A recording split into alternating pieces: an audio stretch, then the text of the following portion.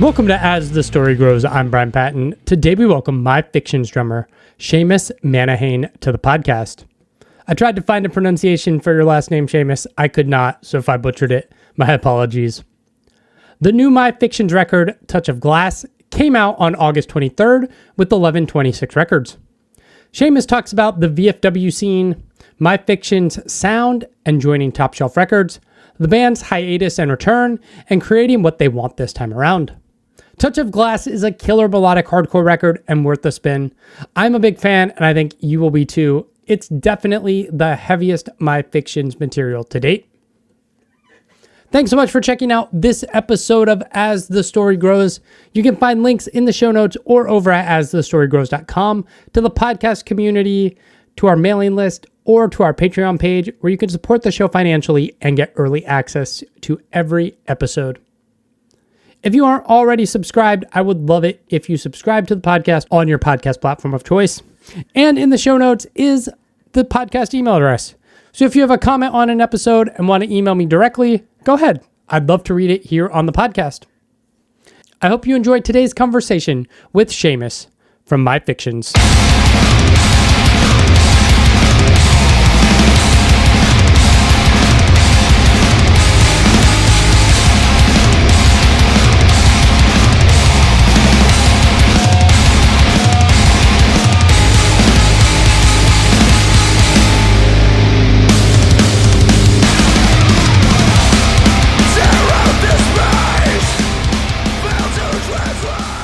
I was using Zoom over the pandemic, and then there came a point where they were like, all right, unlimited Zooms are no longer free. And I was like, and we're done. I didn't know that was a thing. I didn't know that they put a limit on it. Yeah, there's like a 40-minute limit unless you pay. That's super annoying. Yeah. And it's like, this is just easy because I can send a link, although apparently it doesn't work with Safari very well. I had to get Google Chrome to get on this. So that's a pain, but it's all good. Yeah, it's all good. We made it. We're hanging. Yep. We're hanging. We're here. You're still up in Massachusetts in Lowell. Roughly. I'm actually. We're all from that area originally. Some of us have relocated to other states. Yeah. I'm actually originally from New Hampshire myself. Okay. But, I'm still in the Merrimack Valley area. Okay. Nice. How long were you in New Hampshire? I grew up in New Hampshire, so I was actually born. I was born in Massachusetts, but where we live in the Merrimack Valley is like the the line from New Hampshire to Massachusetts is like one, it's like 100 yards away from my house. So okay.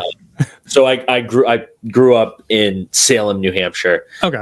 And have made the move over to Massachusetts about 7 years ago. Nice.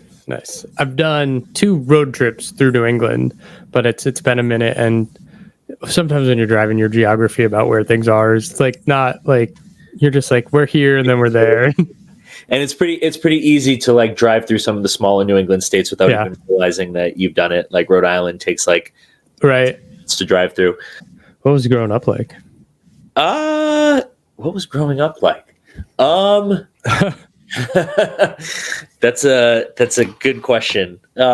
In terms of like my childhood, I'd say it was pretty chill. Like I definitely started with music from a pretty young age. Okay. Always like super into the classics when I was a kid, like into the Beatles, the Rolling Stones, like all the classic My First record type stuff. And then as I got older, found more heavier daring sounding so kind of graduated to that via bands like Blink-182, Green Day, those like mainstream pop rock acts. But yeah, I guess that's just kind of tying it into music, like childhood with music, what growing up with how I kind of became exposed to music and kind of started my journey as a musician. That was the formative stuff. Yeah. Was that kind of just like your parents' record collection, like the Beatles and? Yeah. It was my mother was more into music into the Beatles, into the classic stuff. It's funny. I really didn't grow up in a super musical home, and a lot of the stuff I kind of just discovered on my own. Kind of just got into it and found my own way and my own artistic interests. Yeah. At what point did you pick up an instrument? Probably 8 years old.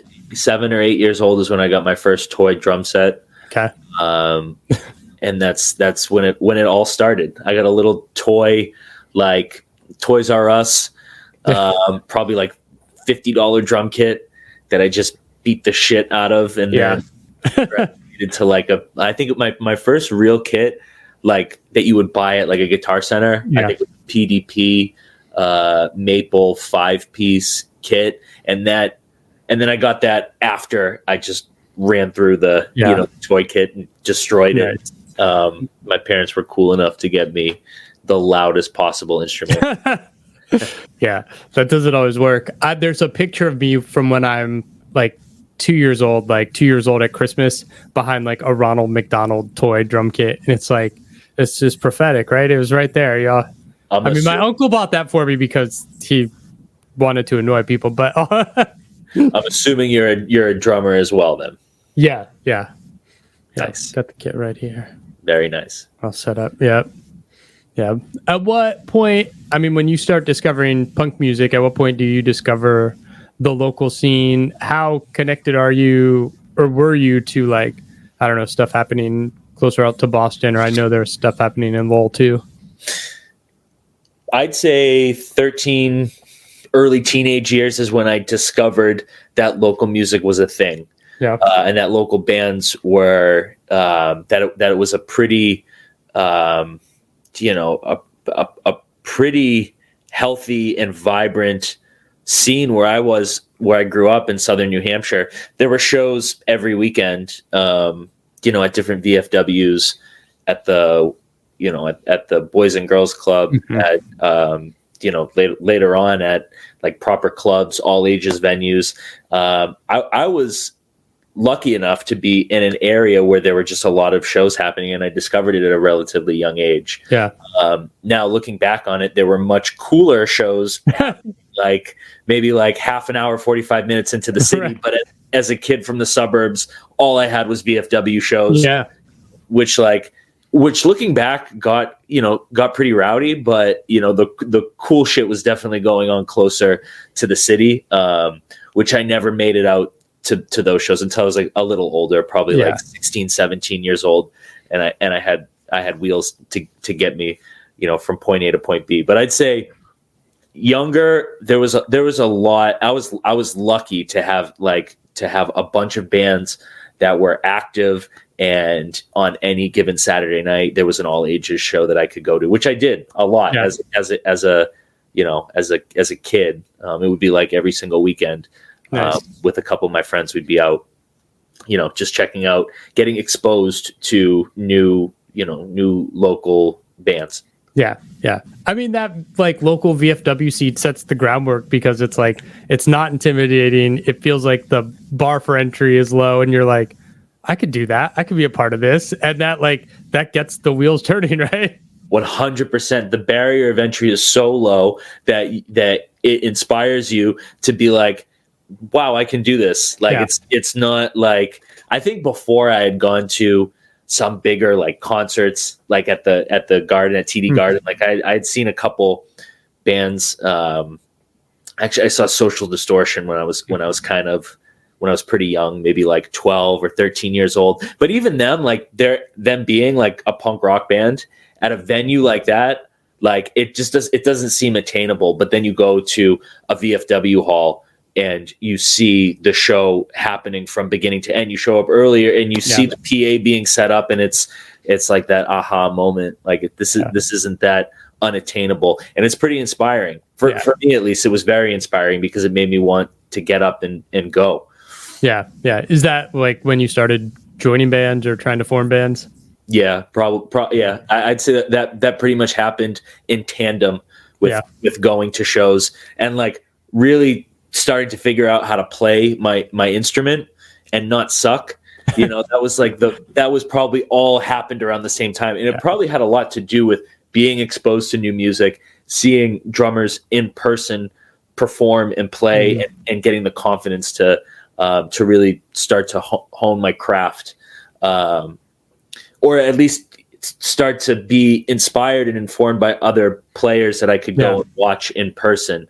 So after doing that, I immediately wanted to do it myself. I was super inspired to just get, whoever was down in a garage and start like hacking away to try to write songs or play cover songs or whatever we were doing back then.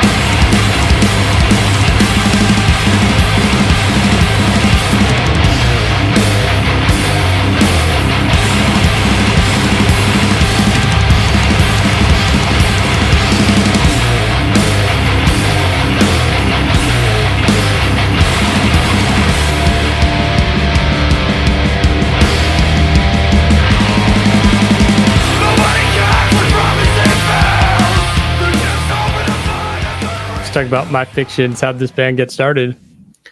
We started very, very, very, very long time ago. Well, I joined the band in 2008, but we were playing under a different name at the time. Okay.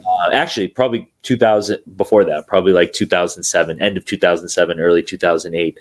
But I went to high school with Tyler. He was 3 years or 4 years older than me. And he was the cool guy with long hair that played a flying V guitar. And I was like, that guy's the man. I want to hang out with him.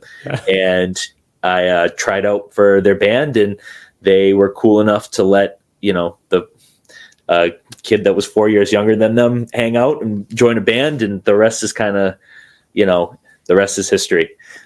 Nice. Was there any inspiration for the name of the band once you guys changed it? I think it was Brian, our singer's idea to name the band My Fictions, and I'm not entirely sure what inspired him for that name. Yeah, gotcha. What was kind of the inspiration for your sound? Was that just kind of coming from, what was the songwriting? Was there like a conversation of like being, I don't know, hardcore, post-hardcore, whatever, like? I think it was very organic. It was a mixture of all the things that we were listening to individually, all the stuff we all liked, and musicians that we respected. Like, I feel like the thing about My Fictions is we all have a pretty diverse taste in music. And what really influenced our sound, I feel like, was us all coming to the table with things that we thought were cool, that we found inspiring.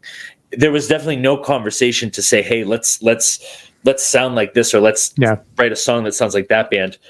I think there was just the stuff that we were around, the bands we were seeing. I think it naturally influenced us to create through our respective instruments. And then when we all came together, what you got was what you got. Yeah.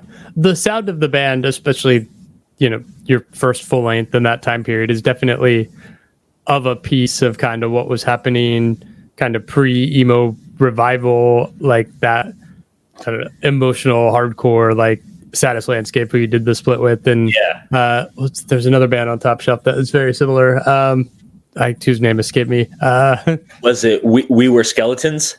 Them too, yeah. That's not what I was thinking of, but yeah, them too. All of those like screamo, screamo revival bands. That was definitely a big influence for us. Especially in that era that we were very active, because we were very active around those years. Then we went away and we kind of did our own thing for a while. And but I feel like that was really where we kind of got our legs was around 2009 to 2012, and that was a big resurgence of those bands that was definitely inspiring for us. Yeah. How'd you guys get connected with Top Shelf? Our guitar player at the time worked at a record label that was in the same warehouse as Top Shelf. And I believe we had a bunch of mutual friends. Our scene in Boston is very small, and everybody kind of knows each other. And, there's a few labels that everybody knows all the people that are involved with them. And, and I think it was just being in the same, in the same world at the same time. It just seemed like a really natural fit. Yeah. You talked about the band going away for a while. I mean, you guys put out Stranger Songs in 2014, and then, I mean, there was a gap. What happened? Was there a conscious, like, we're breaking up, we're going on hiatus, or is it just kind of, life happens? Life happens, man. Yeah. Life happens. I think it's funny because, like, we just, I don't think we were motivated to play music together, but we were still best friends. Yeah. Like, that's the thing that I love about this band is, like, I can say they are all my best friends in the world. And even if we weren't playing music together, we were still hanging out every weekend. I played in a few other bands at the time, and I was touring quite a bit with a few different projects, filling in for quite a few bands. So I wasn't really around as much in the years that we were on hiatus or whatever you want to call it. Yeah. But I just don't think we were motivated to do anything besides hang out and have a good time and be friends. Like, and I think that we weren't going to do it if we weren't completely 100% bought in and energized and motivated to do it. Yeah. So when we come back around 2 years ago, everybody just, it felt right. It felt like it was the time for all of us to pick back up and, and get back to probably the thing that brought us together as friends too, which was our love for music and our love for playing music together. So it was definitely an organic, I'd say, meant to be type of scenario that we kind of picked back up and started making music together again. Yeah. Were lockdowns the catalyst for getting back together? I know, like, a lot of people reshifted their priorities, and it's like, well, now that I'm home, what do I really care about? And I missed that thing. Yeah. I don't know if it was the catalyst for it, but it was definitely the reason. It was the reason why I was playing more. Like, I just had more time to be home and to really, like, get into my drums and my craft of trying to be a better player and a better musician. So I was playing a lot by myself. I don't know if it was necessarily the catalyst for us to start doing My Fictions again. That's probably a better question for Tyler, our guitar player, because the way that a My Fictions song is written is it kind of all starts with him. He's like the mad scientist of My Fictions. Like, he puts the riffs together and sends a demo, and then the rest of us get together and add our own twist and add our own parts and our own flavor to it. But the skeleton and the structure of the song really start with Tyler. So I wonder, it's probably something to do with being locked down and not really having anything else to do. You're playing guitar and you got some riffs. Yeah. Yeah, dude. Yeah. Well, because you guys kind of, last put out music in, like, peak CD era, was it weird to kind of come back and figure out what you're doing as a band and how you're releasing music? Or did you feel a release of pressure where you're just like, hey, we can record 2 songs, throw them up on Bandcamp, put them up on Spotify, and just, like, whatever. Recording's a lot cheaper and easier now too, right? Like, yeah. Well, I mean, for us, we always did our own recording too. Okay. So in terms of the budget to make the music, not much has changed. Yeah. Okay.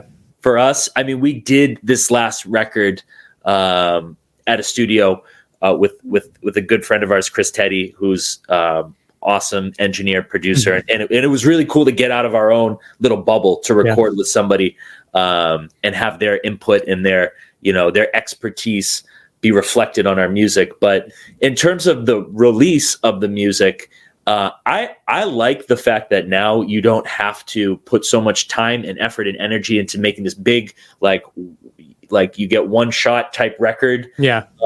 It feels way more creative and fluid to be able to just put out singles and create music and not get weighed down by the idea of making this big record that you kind of only get one shot to do. So I like the flexibility of being able to put out singles and create as much music as we can. And that's kind of always been our mantra as a band, at least since we came back around. Is we just want to do as much as we possibly can. We want to keep writing, keep keep recording, keep releasing new music.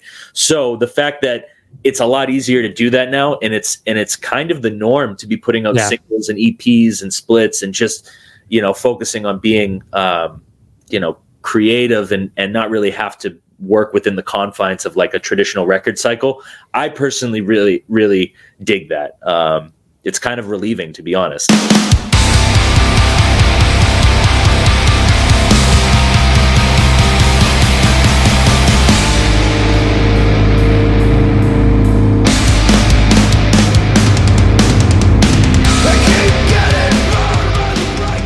Well, how'd you guys get connected with 1126 for the release of this new record? That is a label that is owned and run by a good friend of mine, and he's a buddy of mine that was just down to put out my band's record.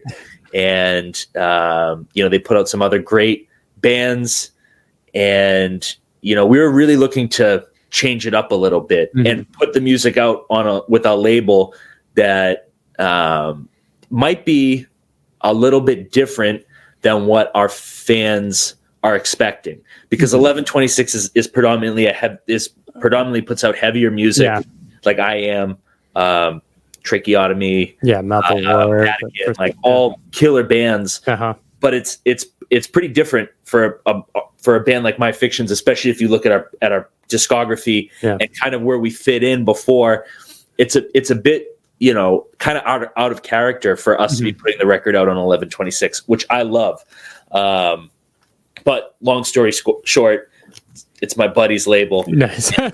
You know, and he's cool enough to get behind the record and you know, and put it out for the world to hear. Yeah. But on that same token, I think this record, more than your previous material, it is heavier. It has more oomph to it, whether that's up techniques in recording or just like the riffs. You know, everybody's tuning down crazy low, so everything just sounds heavier these days, right? I'll take that as a compliment. I feel like I said, nothing was like a targeted effort to make the band heavier. I feel like it was just a natural progression for what we all like. Like, we all like a lot of heavy hardcore metal, and then everything subdivided from there we're all about. So I think it's definitely, when we were writing the songs, it was like, oh man, I don't know if this sounds like My Fictions. Whatever, we all like it, let's just run with it, you know. And that's just how the record came out. Yeah, there's definitely, I think you're older, so you have less fucks to give worrying about genres or like. Yeah, we collectively give none. We're just trying to make music that we're happy playing and writing, and more importantly, having a good time doing it. Like, obviously we want the fans that we have to enjoy the music that we do, but you know, I feel like that's kind of a byproduct of us also enjoying it, you know. And if we're staying true to our creative intuition, and you know, and really just doing what we love, I hope that the people that, you know, that dig us will like this, you know, this version of us too. Yeah. The album's called Touch of Glass. I mean, I know you're the drummer, but like, do you know the inspiration behind the name of the album? I don't. That would be a Brian, our singer, question. I don't. Yeah. I should probably ask him before I do more of these interviews, though. Right? So somebody else might ask. I don't know. I've asked that question to people before, and they're like, "That's a great question. I'll get the answer for someone else." And I'm like, "Son of a bitch." Yeah, I'll text him after and ask him.